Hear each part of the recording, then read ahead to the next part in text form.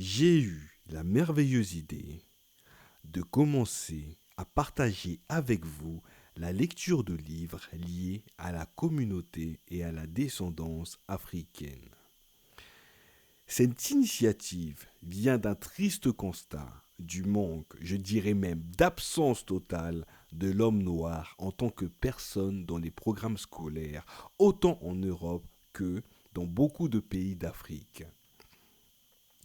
L'idée ici est de publier chaque jour 10 minutes de lecture, mis à part aujourd'hui, qui est plutôt une introduction et qui sera donc légèrement plus long. N'hésitez pas à me dire en commentaire si vous aimez la forme ou avez une préférence pour des parties un peu plus longues.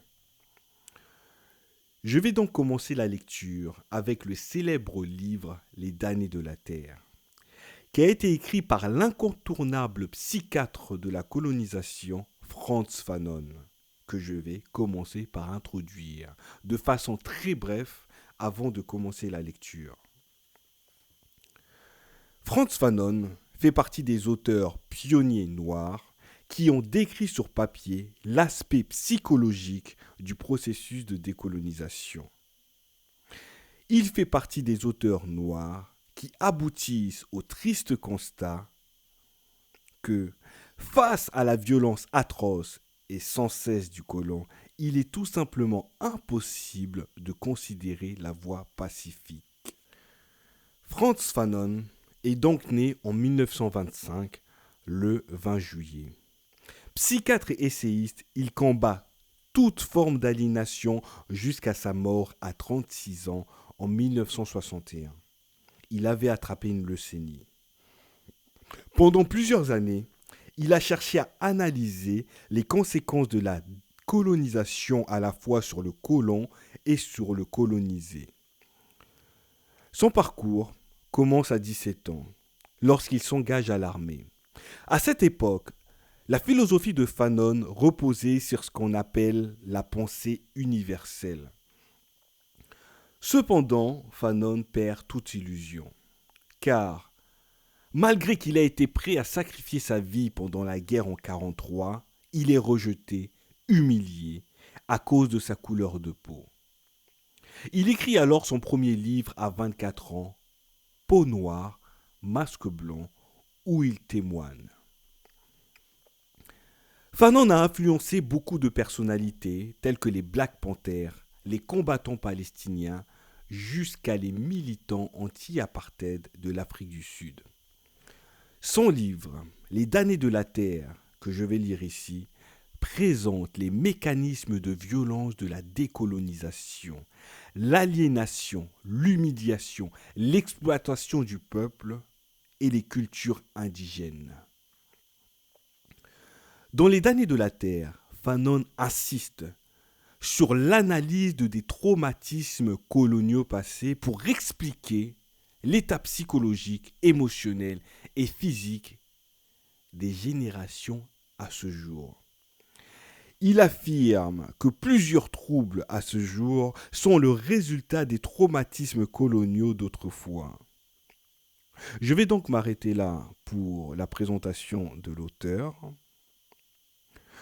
Cependant, je vous laisse le soin de me dire en commentaire ce que vous savez de l'auteur, Frantz Fanon, ou que vous avez appris après la lecture de ce livre. Je vais ici commencer avec la préface, réalisée par Jean-Paul Sartre à la demande de Fanon lui-même avant sa mort en 1961. Je vous laisse faire des recherches sur cette rencontre. Jean-Paul Sartre est également un auteur qui peut être très intéressant et partagé en commentaire. Je commence alors avec la préface, les damnés de la terre, les damnés, donc ceux qui sont condamnés, punis de la terre. Le livre porte son nom et parle de lui-même. Préface. Il n'y a pas si longtemps, la Terre comptait 2 milliards d'habitants, soit 500 millions d'hommes et 1,5 milliard d'indigènes. Les premiers disposaient du verbe, les autres l'empruntaient. Entre cela et ceci, des roitelets vendus, des féodaux, une fausse bourgeoisie forgée de toutes pièces servait d'intermédiaire. Aux colonies, la vérité se montrait nue. Les métropoles la préféraient vêtue. Il fallait que l'indigène les aimât, comme des mères en quelque sorte. L'élite européenne entreprit alors de fabriquer un indigénat d'élite. On sélectionnait des adolescents, on leur marquait sur le front au fer rouge les principes de la culture occidentale, on leur fourrait dans la bouche des ballons sonores, grands mots pâteux qui collaient aux dents. Après un bref séjour en métropole, on les renvoyait chez eux, truqués. Ces mensonges vivants n'avaient plus rien à dire à leurs frères. Ils résonnaient de Paris, de Londres, d'Amsterdam. Nous lancions des mots Parthénon, fraternité. Et quelque part en Afrique, en Asie, les lèvres s'ouvraient. Tenant, nité, c'était l'âge d'or. Il prit fin. Les bouches s'ouvrirent seules. Les voix jaunes et noires parlaient encore de notre humanisme, mais c'était pour nous reprocher notre inhumanité.